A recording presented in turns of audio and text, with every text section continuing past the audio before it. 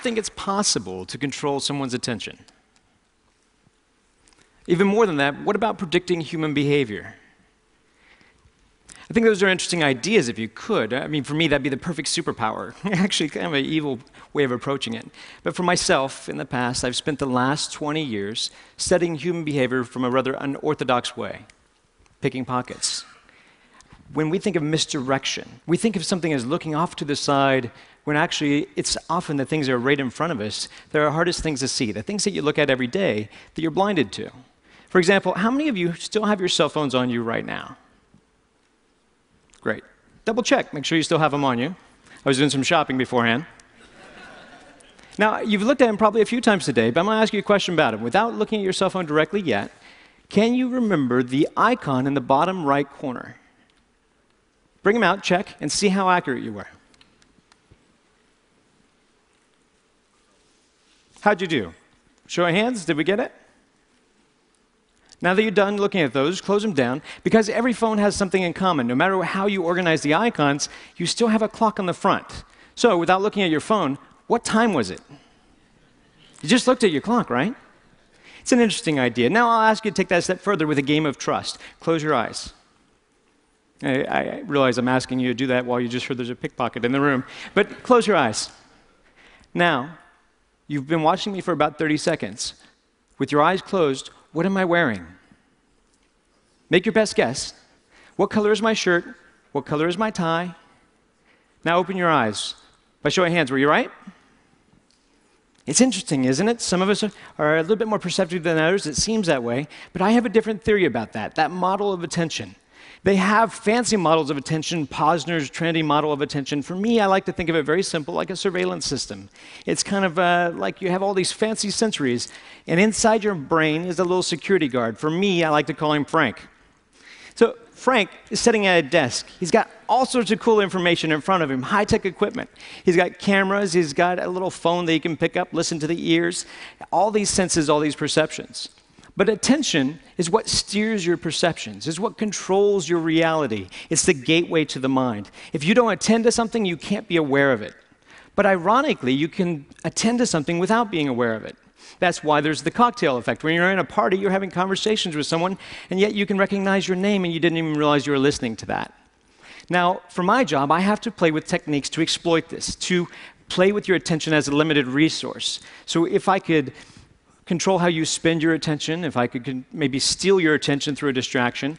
Now, instead of doing it like misdirection and throwing off to the side, instead what I choose to focus on is Frank, to be able to play with the Frank inside your head, your little security guard, and get you, instead of focusing on your external senses, just to go internal for a second. So if I ask you to access a memory, like, what is that? What just happened? Do you have a wallet? Do you have an American Express in your wallet? And when I do that, your Frank turns around. He accesses the file. He has to rewind the tape. And what's interesting is he can't rewind the tape at the same time that he's trying to process new data. Now, I mean, this sounds like a good theory, but I could talk for a long time and tell you lots of things, and they may be true, a portion of them. But I think it's better if I try to show that to you here live. So, if I come down, I'm going to do a little bit of shopping. Just hold still where you are. Hello, how are you? It's lovely to see you. You did a wonderful job on stage. You have a lovely watch that doesn't come off very well. Do you have your ring as well? Good, just taking inventory. You're like a buffet. It's hard to tell where to start. There's so many great things. Hi, how are you? Good to see you. Hi, sir, could you stand up for me, please? Just right where you are. Oh, you're married. You follow the directions well. That's nice to meet you, sir. You don't have a whole lot inside your pockets. Anything down by the pocket over here? Hopefully so. Have a seat. There you go. You're doing well. Hi, sir. How are you? Good to see you, sir. You have a ring, a watch. Do you have a wallet on you? Well, we'll find one for you. Come on up this way, Joe. Give Joe a round of applause. Come on up, Joe. Let's play a game.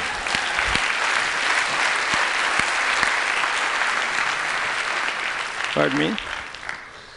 Don't think that I need this clicker anymore. You can have that. Thank you very much. Appreciate that. Come on up to the stage, Joe. Let's play a little game. Now, do you have anything in your front pockets? Money. All right, let's try that. Can you stand right over this way for me?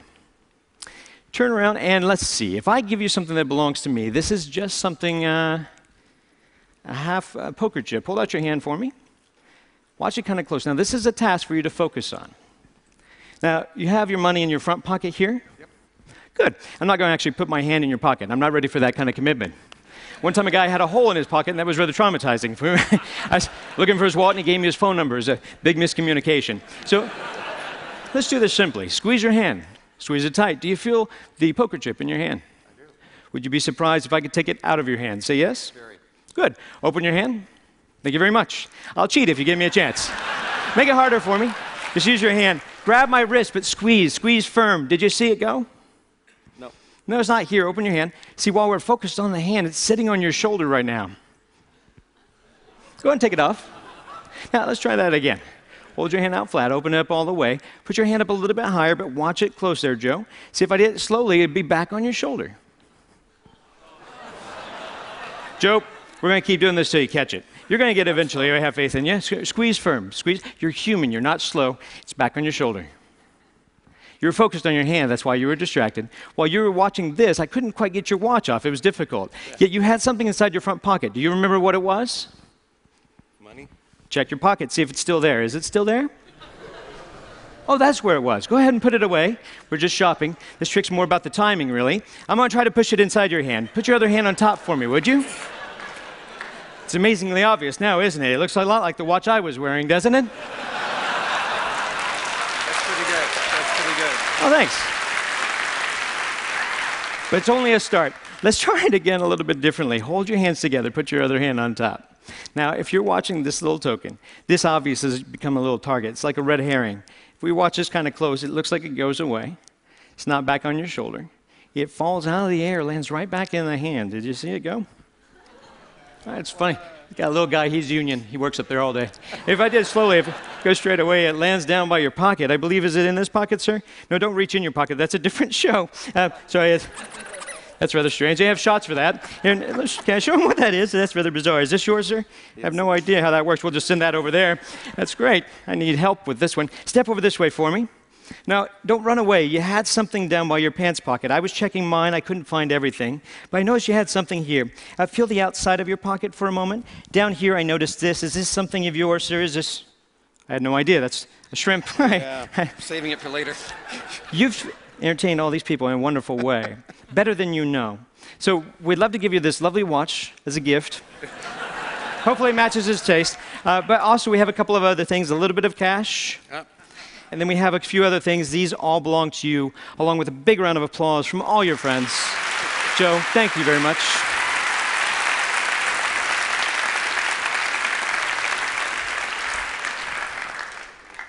So, same question I asked you before, but this time you don't have to close your eyes. What am I wearing?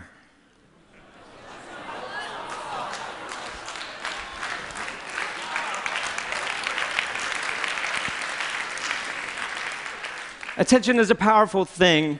Like I said, it shapes your reality.